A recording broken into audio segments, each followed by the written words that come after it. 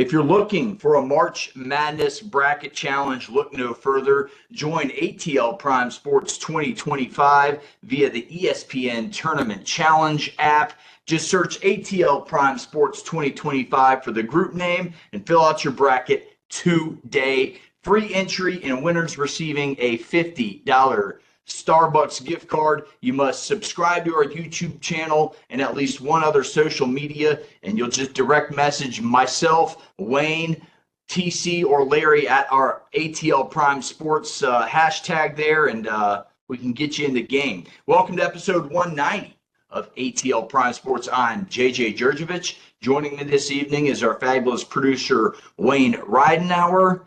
And you can catch us all at ATL Prime Sports on Facebook, Instagram, X, and of course, YouTube, Apple, and Spotify. Personal X's at JJ Get You One for myself, at RWY Jr. for Wayne, at Corder Todd for TC Todd Corder, who is still doing play-by-play for the ACHA National Hockey Championships, and LG for Real, though, who started his Rome Emperor duties with Rome Emperor's orientation tonight. So both Todd and Larry out in the field this evening. Wayne, how you doing, buddy? I'm doing all right, but I tell you who's really not doing as well as he thought he was going to, as I forget his name. Well, the guy that was supposed to win 4 races after the Daytona 500 had his hopes and dreams dashed by Josh Berry in the number 21 Wood Brothers car. And this is the first Ford win this year, so I'm excited about that. But I hate to see that guy's heart get broken like that. Yeah, won the first 3 races of the year. Well, the second, third, and fourth. Oh, well, 3 out of the first 4, correct. That's what I meant. It was on a 3-game win streak there, 3-race win streak there, and we'll look forward to seeing that guy in the NASCAR playoffs coming down. How about yourself, man? Man, I'm doing well. Thanks for asking, Wayne. Not as well as Braves country, though. Right-handed pitcher Craig Kimbrell signed a minor league deal with the Atlanta Braves yesterday.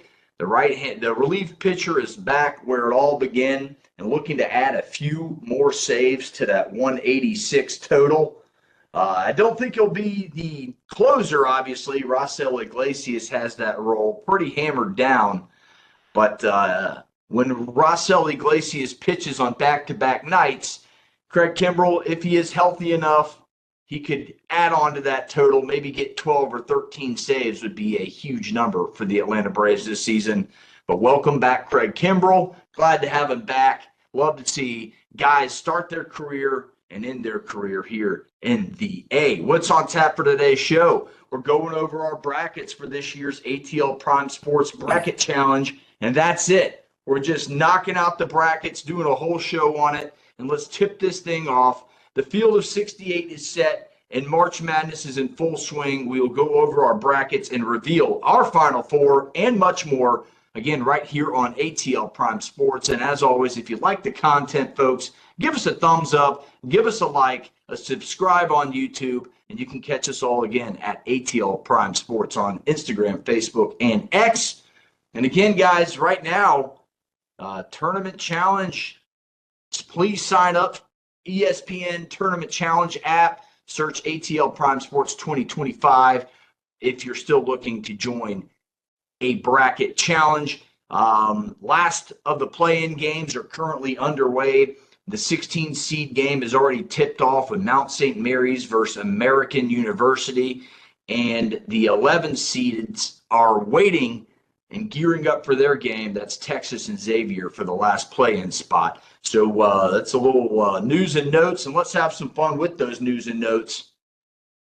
Wayne, everybody likes the 12-5 upset. Everybody loves it. But if you look at the forest, don't look at one tree there. 12 seeds are only 55 and 101 all time in the NCAAs. Now, an 11 seed as of late has been that new 12-5 upset. The 11-6 game has been much more chaotic for the 6 seeds, as 11 seeds are 18 and 14 since 2016 and have won at least one game every year since 2005. So that 11-6 seed match might be the one you want to look forward to. I do have a 12-5 going on, and we can start going over our brackets here. Wayne, do you have a 12-5 upset in your first round? I got one. I have Liberty upsetting Oregon in their first round matchup. And I do believe I might even have Liberty moving to the Sweet 16. I'd have to recheck my bracket again. But do you have a 12-5 upset going on? I just have that one, and it's Liberty over Oregon. Yeah, you know, I almost picked that as my 12-5 upset or one of them, but the one that I did pick is I've got UC San Diego over Michigan. UC San Diego over Michigan. UC Yeah. San Diego's on a 15-game win streak, which is pretty cool because there's 7 teams entering this NCAA tournament with at least a 10-game winning streak. UC San Diego is one of them. Houston, Duke, High Point, McNeese, Colorado State, and Robert Morris were the others. So that's pretty unique. Remember, I like teams that are really hot going into these tournaments. So that might be a good pick there. The 12-5 matchup that's really popular right now, Wayne, a lot of people are picking the Colorado State Rams to upset your Tigers. Not this guy. I got Penny Hardaway and your Memphis Tigers moving to the Sweet 16. Sweet 16, Wayne. Yeah. So we'll see that. But yeah, I got the only 12-5 matchup I do have, looking at my notes, is Liberty and no, I did. I picked Liberty to go to the next round but lose to Arizona. At first, I had some chaotic scenarios. I kind of tightened up my bracket a little bit.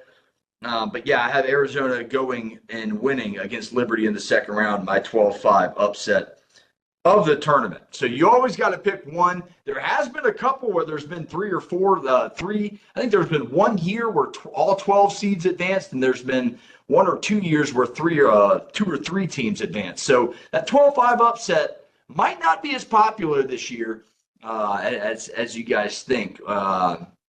And 14 bids by the SEC, most ever by one conference. The ACC's 4 bids were tied for the lowest since 2013. And Wayne, I say that to say this. You know, North Carolina really dominated in their play-in game against San Diego State last night. It seems like when these teams that aren't supposed to get in, usually come in and have some success. What are your thoughts on that? Well, that's because I think once they get to that point, their excitement and their motivation increases, and you know that's my take on it. Is you know, if you're in and you got motivated to win, then you'll win. But I think the North Carolina thing is a little bit different because I think they were set up to win that game more or less.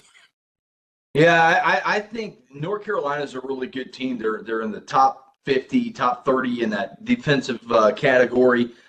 One of the better defensive teams in the country. And like I said it here, the brand 22 wins in the ACC, it's going to get you in nearly every time. If you have a history of winning and you have a history of doing well in the tournament, they're going to put you in there, especially a team like North Carolina with the Jumpman and Michael Jordan's logo right there on their chest. So 6 teams in this year's field have won at least 30 games in this tournament, which is pretty crazy. So, you know, teams like Gonzaga, North Carolina, Duke, those are those types of teams. There's obviously 3 more. But I do find that fairly interesting. There's been one time, Wayne, 2008, where it was chalk. 4 1 seeds made the Final Four. Guess where that Final Four was played, Wayne? I don't know. I can't remember, man. San Antonio. Okay. Guess where this year's Final Four is, folks? San Antonio. San Antonio. So I say that to say this. I think this is one of the first times in a while where you could put chalk on a bracket. Mm-hmm. You could put every 1 and every 2 seed into the Elite 8, and I wouldn't have a single problem about it, just because I think this field is so top heavy. So keep that in the back of your mind while we're filling out these brackets. But those are some NCAA tournament notes. And, again, I found that 11 seeds, the 18 and 14 since 2016. I'll say it again. That's a pretty eye-opening stat. And we'll move forward with that and talk about our first round picks. Wayne, let's not reveal our Final Four yet. Let's go over one of the more intriguing matchups locally in the NCAA tournament: Georgia versus Gonzaga in the 9-8 matchup. I believe that is what? Is that the West Regional there? No, Midwest Regional. Thank you. Midwest Regional. And obviously the Zags have tons of tournament history. They've been to 9 straight Sweet 16s, and the Dogs haven't been dancing in 10 years. So something's got to give here. It's going to be the theme of this ball game. Georgia's going to come out inspired, ready to play basketball at a high level, probably refreshed. They're not playing a ranked opponent that's in the top 10, top 15 in the country. And normally you see Gonzaga in there, but you just haven't seen Gonzaga in the top 25 in the country. So I just think something's got to give here. Look, Georgia hasn't won a tourney game since 2002. Gonzaga's made the NCAA tournament, 26, 25 consecutive years or something like that. It's unbelievable. Basically, my whole entire life, except for 12 years, Gonzaga's made the tournament. Yeah. And number 9 seeds, folks, have fared extremely well as of late, going 20-12 since 2016, and that's, again, the first round game. So that 9-8 matchup is one of the harder picks for a reason, because 9 seeds have been dominating. Again, 20-12 since 2016, and I found that stat pretty eye-opening, because that 8 seed, sometimes you get some late booming conference champs in there. Sometimes you get a team that lost in the conference championship right there, a la Louisville. So that 9-8 game's been really fun. Georgia's got to keep Gonzaga under 83 points. As Gonzaga, their Bulldogs, they're 20-4, Wayne, on the season when scoring 83 or more points. The Zags are number 2 offensively in the NCAA, scoring over 86 points a game. So I think Georgia, I picked them to get the win. I think they're a physical ball club. They're a top 10 and top 20 right in that range, and blocking shots are pretty good defensively, allowing just under 70 points per game. I think their guards, Blue Cane included, can give each other help off the bench. Georgia is able to, if Georgia is able to reduce the scoring droughts, I think they'll be just fine in this first round matchup versus Gonzaga. And again, I think they'll be motivated to play, Wayne. Yeah. Who do you got in that game, Georgia or Gonzaga? Well, of course, I'm going to pick Georgia in that. In fact, they're one of 3 9 seeds that I've got advancing. And I think the only 9 seed I don't have advancing is Baylor, because they're playing Mississippi State. And Mississippi State can come up and beat you at any time. They beat Memphis at home. So yeah, Mississippi State's a very good program in the SEC. So that's going to be a very fun region, the Midwest out there. Again, I would have Georgia facing Houston. And at first I thought, you know what? Houston's not that great of an offensive team. This is a type of game that Georgia could win. But, I went with Houston. I went with my sports management side, my podcasting side, my play-by-play broadcaster hat. I took off the fanism and put Houston and all the way into my Final Four. I just went ahead and gave you one of my picks. But yeah, that's the Georgia Gonzaga notes we have. A very interesting game. Again, a team that has a lot of history versus a team that has very little history in this tournament. Something's got to give. And I think Georgia play a little bit hungry. Mike White and these Bulldogs, Godfrey down low, I think they can win this game. As long as they don't have the long, extended scoring droughts, the Bulldogs will beat the Bulldogs. But I guarantee you the Bulldogs will win the game. Yeah, well, the Bulldogs will win the game. Yeah, I'll tell you this, though. Seeing all these teams that get into this bracket, as well as the NIT, there are a lot of schools with Bulldog as their mascot. You would have thought Tiger would have been the most, but I think Bulldog has the most. I think it's Eagles, Tigers, and Bulldogs are the most common mascots. Yeah, you got a bunch of them. Heck, you got the Gonzaga Bulldogs, the Georgia Bulldogs, the Bryant Bulldogs. So there's 3 in the 68 right there. And it wouldn't surprise me if there's 1 or 2 that I'm not even thinking about right here, right now. So absolutely should be a wonderful game in the first round. And that's tomorrow afternoon at 4:35 is the tip-off, I believe, on TBS. So the metro Atlanta area, the state of Georgia will be locked into that one. And it's going to be fun. So again, Georgia hasn't made the tournament in 10 years, hasn't won a game in over 20. So it should be something fun to pass the time on, and hopefully Georgia gets a win to extend that March Madness for just one more day. Because unfortunately, you mentioned the NIT, Georgia Tech out of the NIT. I believe they lost to Jacksonville State at home in that NIT tournament. So we'll move forward with from the Georgia, the 8-9 matchup. Let's just get into some of these questions. Wayne, who is in your Final Four? Let's go ahead and get that out of the way. We'll give you our Final Four picks. Well, first of all, I want to tell you that you had mentioned people that picked the 1 and 2 seeds making it all the way to the Elite Eight, that you wouldn't have a problem with that. And as I looked at my bracket, it just so happens that I have all the 1 and 2 seeds except 1 going to the Elite Eight, and I have a number 5 seed going to that Elite Eight spot. But in my Final Four, I've got Auburn versus Memphis and Duke versus Houston. And I really think Houston will probably win that game simply because Kevin Sampson is something else when it comes to postseason coaching. Yeah, Kelvin Sampson knows how to do it. We'll go up. We'll look at the you mentioned that Mississippi State Baylor game. That was a coin flip of a ball game. We'll go up. We'll look at Memphis's bracket. Tough draw against that 12-5 in that 12-5 spot against Colorado State, who I mentioned would get into tournament. And if you were listening, folks, all 4 of my last 4 ends got them all right. Put them in the right spot. Yeah. Okay. I think all the ones I picked for the last 4 in ended up being the first 4 out. That's how I said it. Look, I thought Colorado State was going to get in regardless of them winning or losing that tournament. They had a lot of good wins. They had a lot of wins. I said Xavier for similar reasons. They had a pretty good resume. Texas has all the wins, and North Carolina's got the brand.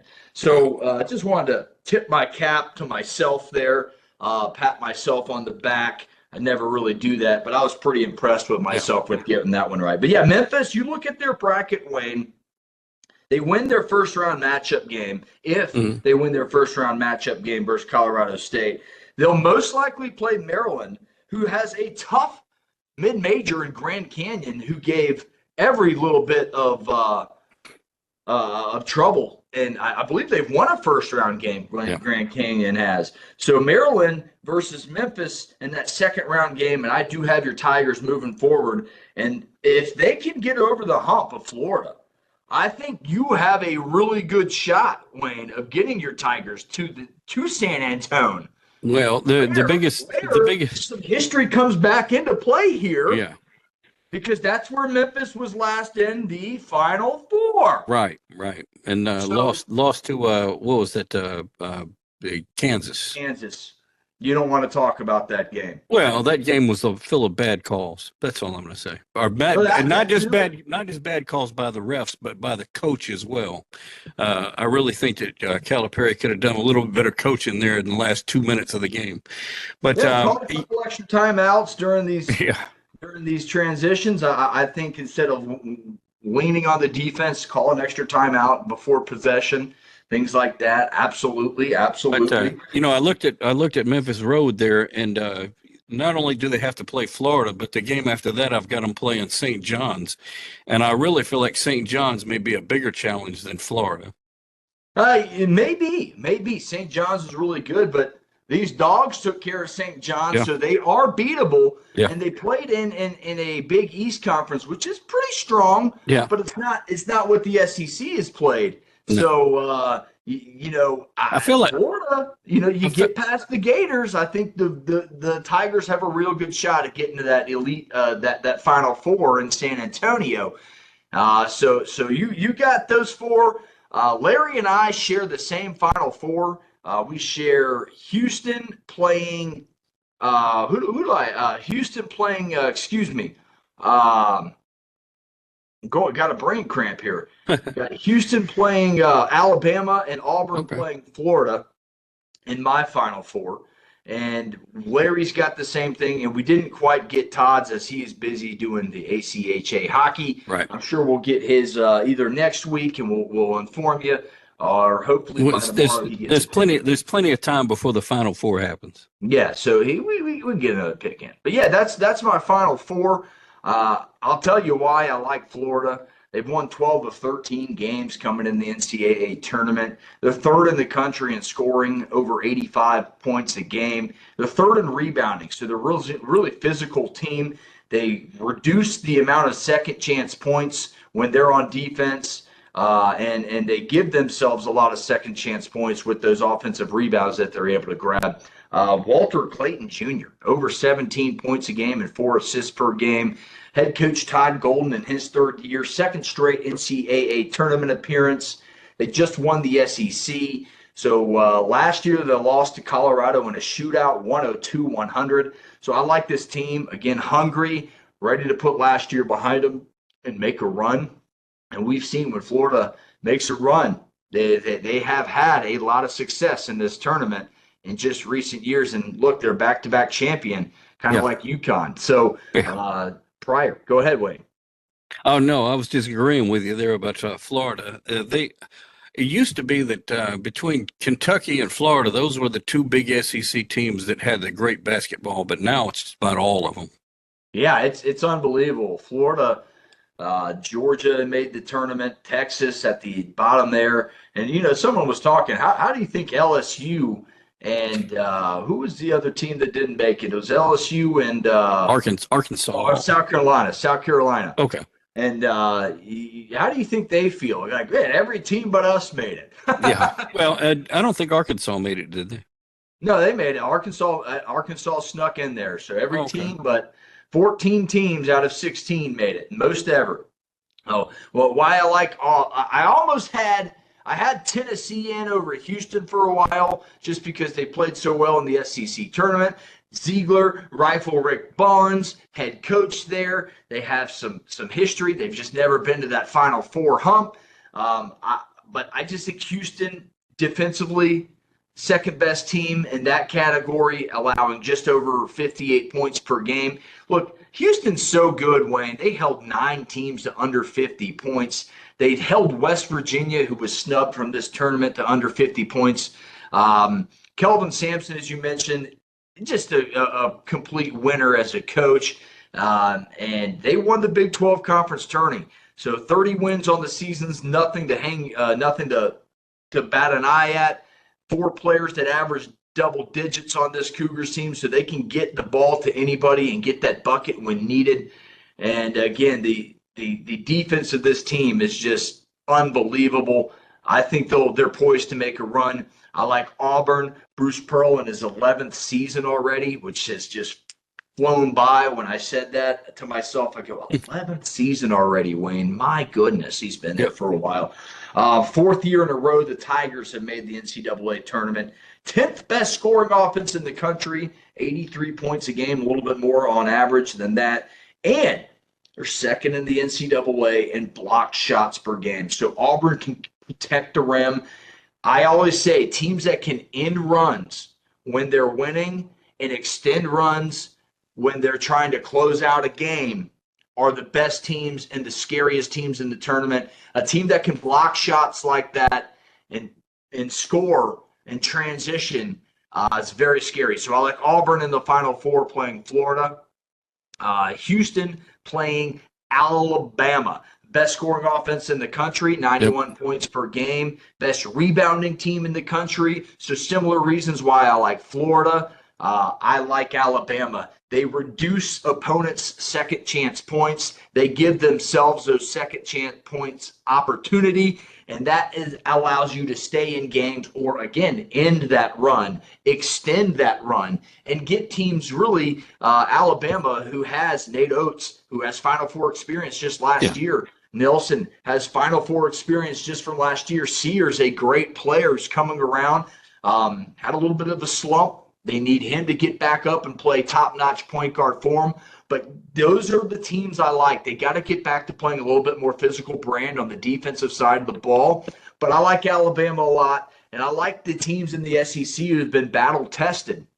As I mentioned, why I'd never really liked Gonzaga to win the whole dance is because the years that they have been unbelievable, the West Coast Conference that they play in has not. Now, this year is an exception. St. Mary's was pretty good. San Francisco wasn't too bad. So you had some other conference foes that were pretty good, which helped up your competition.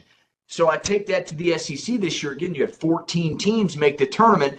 Each and every week you're playing is like a tournament ball game. So these Georgias, Texas, these Missouris, the Arkansas, they've been tested year in and year out, day in and day out of this year.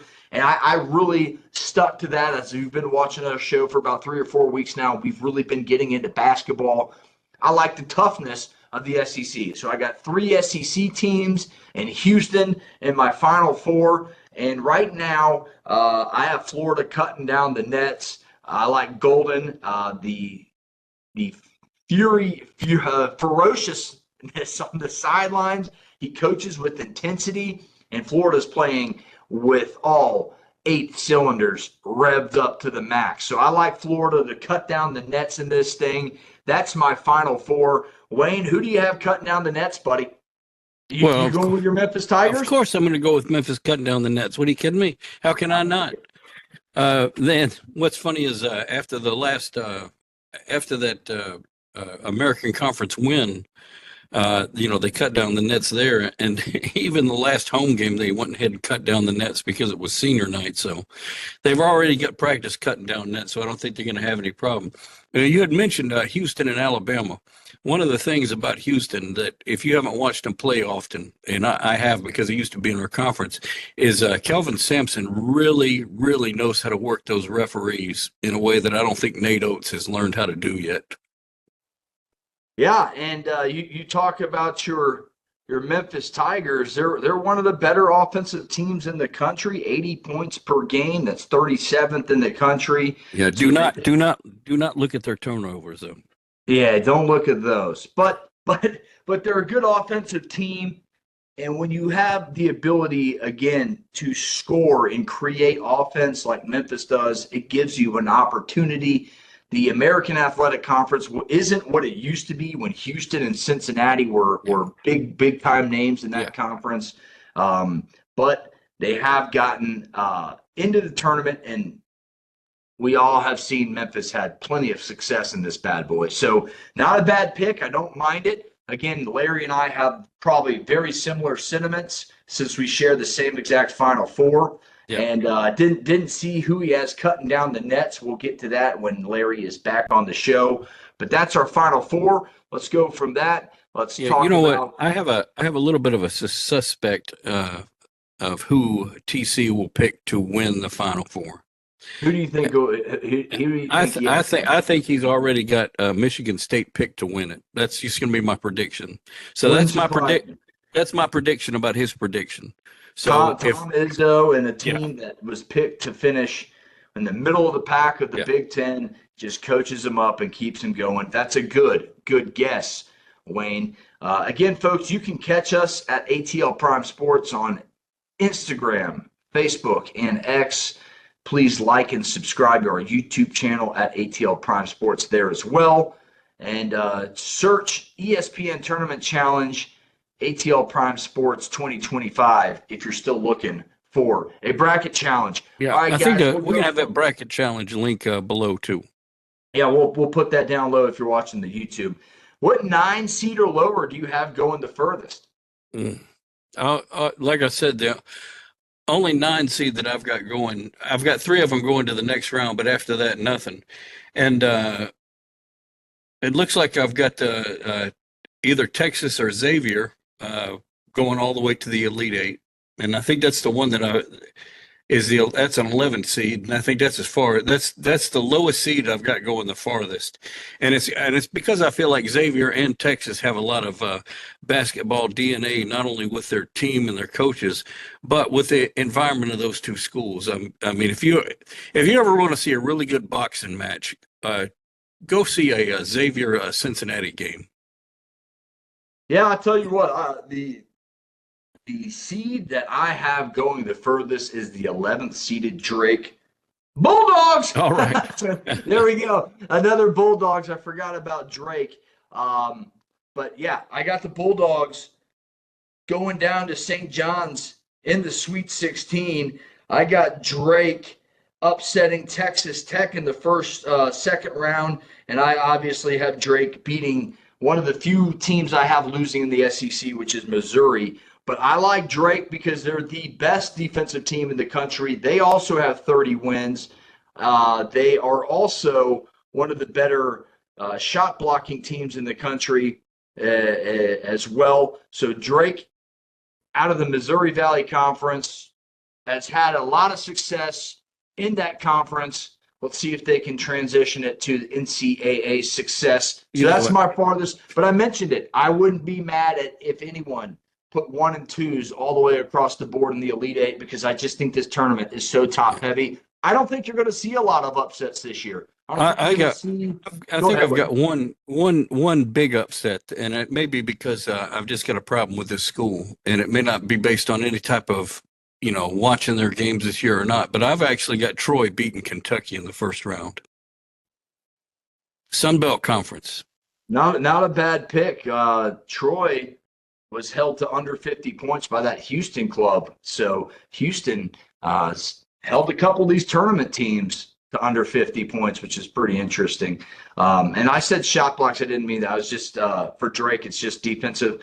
But they are a stud on the defensive side of the ball, and they have tournament experience from last year as well. So Drake is my team, my Cinderella that's going to the Sweet 16. That's the lowest seed, 9 seed or lower that I have going the furthest. And I don't have any 13, 14, 15, or 16 seeds winning in round one. Not a single one. I don't have any Fairleigh Dickinsons. I don't have any UMBC. I don't have any 16 beaten a 1. I have none of that. I got mostly chalk in the first round.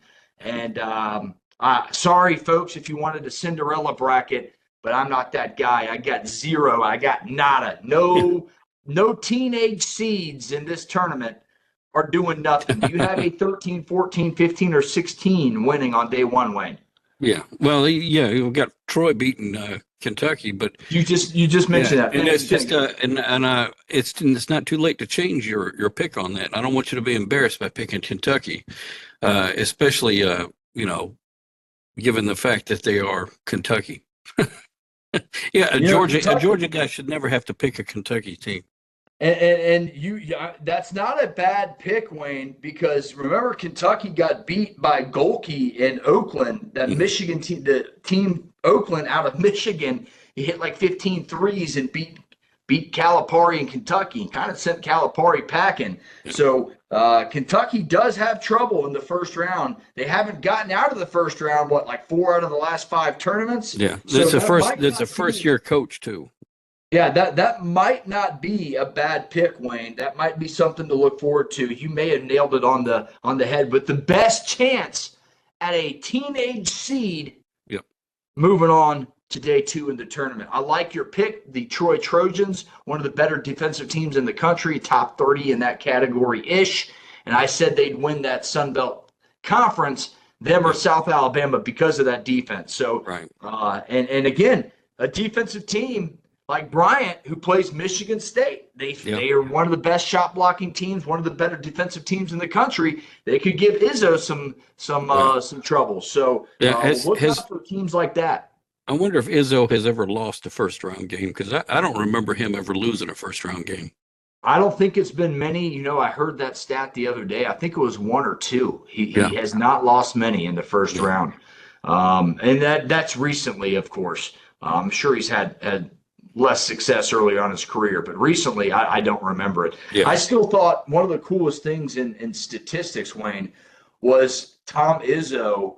At one point, if you stayed all 4 years, you were going to play in a Final Four, and that happened just until about 10 years ago, 11 years ago, it snapped. But that's pretty impressive. He guaranteed you stay till your senior year, you'll play in a Final Four, and almost every 4 years, Michigan State would come around and go to that Final Four. So interesting. Any final thoughts on our NCAA bracket challenge extravaganza show? I guess the only thing would be, and this is something I was going to mention at the end of the show, but I'm going to go ahead and mention it now, is there is another tournament happening.